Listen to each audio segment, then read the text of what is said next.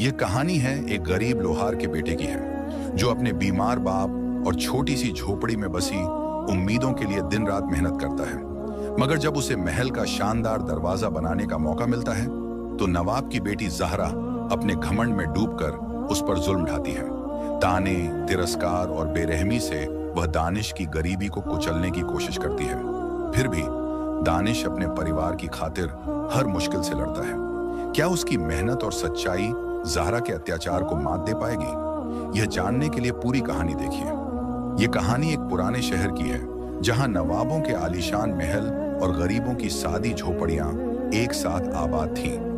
यह शहर ताजिरों, लोहारों और मजदूरों के मेल जोल का नमूना था। सुबह होते ही बाजारों में रौनक आ जाती। शहर के बीचों बीच एक बड़ी मस्जिद थी जिसकी ऊंची मीनारें आसमान से बातें करती थीं।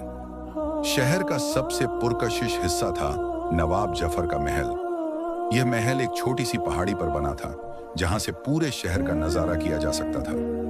महल के बाहर एक शानदार दरवाजा था जो लोहे और सोने की कारीगरी से सजा हुआ था। लेकिन अब नवाब साहब चाहते थे कि एक और भी शानदार और मजबूत नया दरवाजा बनवाया जाए। दानिश एक लोहार का बेटा था जिसका बाप उस्ताद करीम दिन भर लोहे के काम में लगा रहता था। इसका घर एक छोटी सी झोपड़ी था।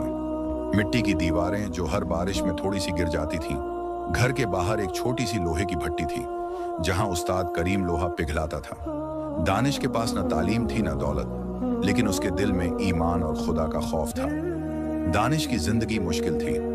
वह सुबह उठता, अपने बाप के साथ लोहे के काम में मदद करता और शाम को थोड़ी सी रोटी और दाल खाकर सो जाता। उसने कभी स्कूल का मुंह नहीं देखा था, लेकिन मस्जिद के मौलवी साहब से उसने कुरान पढ़ना सीखा था।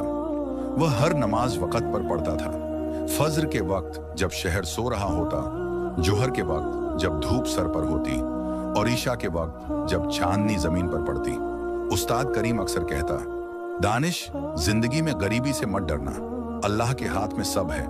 ईमानदारी और मेहनत से जो मिलता है वही असली दौलत है। दानिश अपने बाप की हर बात मानता था और उसकी जिंदगी सादी लेकिन ईमान से भरी थी। एक दिन नवाब जफर ने फैसला किया कि महल का दरवाजा पुराना हो गया है।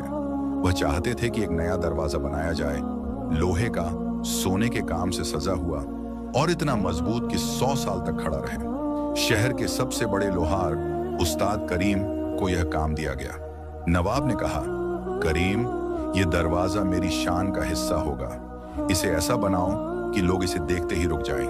उस्ताद करीम ने सर झुकाया और कहा, हुजूर, मैं अपनी पूरी कोशिश करूंगा। उसने अपने बेटे दानिश को साथ लिया और दोनों महल के काम पर लग गए। जब दानिश पहली बार महल में दाखिल हुआ तो उसकी आंखें चौंधिया गईं। उसने कभी इतना बड़ा घर नहीं देखा था। दीवारों पर नक्काशी, फर्श पर कालीन और हर तरफ चमक। वह अपने पुराने जूतों के साथ अंदर गया और उसके पैरों से मिट्टी के निशान बन गए। उसके हाथों में लोहे के छोटे औजार थे और पीठ पर एक पुराना झोला जिसमें उसका खाना था, एक रोटी और थोड़ी सी दाल जो उसकी अम्मी ने सुबह बनाई थी। दानिश ने महल के एक कोने में अपना काम शुरू किया। उस्ताद करीम ने उसे कहा, बेटा, यह बड़ा काम है, इसे दिल से करना, नवाब साहब खुश होंगे। वह अपनी सहेली अमीना से बात कर रही थी जब उसकी नजर दानिश पर पड़ी। दानिश के कपड़े पुराने थे, हाथ काले और चेहरा पसीने से भरा था। उसने नाक सिकोड़ी और अमीना से कहा, यह देखो कैसा गंदा लड़का है, इसे महल में कैसे आने दिया? ये लोहार का लड़का हमारे दरवाजे बनाएगा?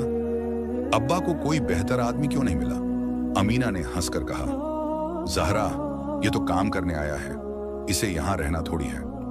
लेकिन जहरा का दिल न माना।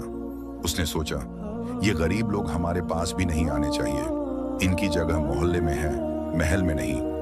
उसने अपनी नौकरानी को बुलाया और कहा, जाओ, इस लड़के के जूतों से जो मिट्टी गिरी है उसे साफ करो, ये गंदगी मुझे पसंद नहीं। दानिश ने जहरा की बातें नहीं सुनी, लेकिन उसने उसकी नजर देखी, वह नफरत भरी नजर जो उसके गरीब होने पर ताना मारती थी। उसने चुपचाप अपना काम शुरू किया।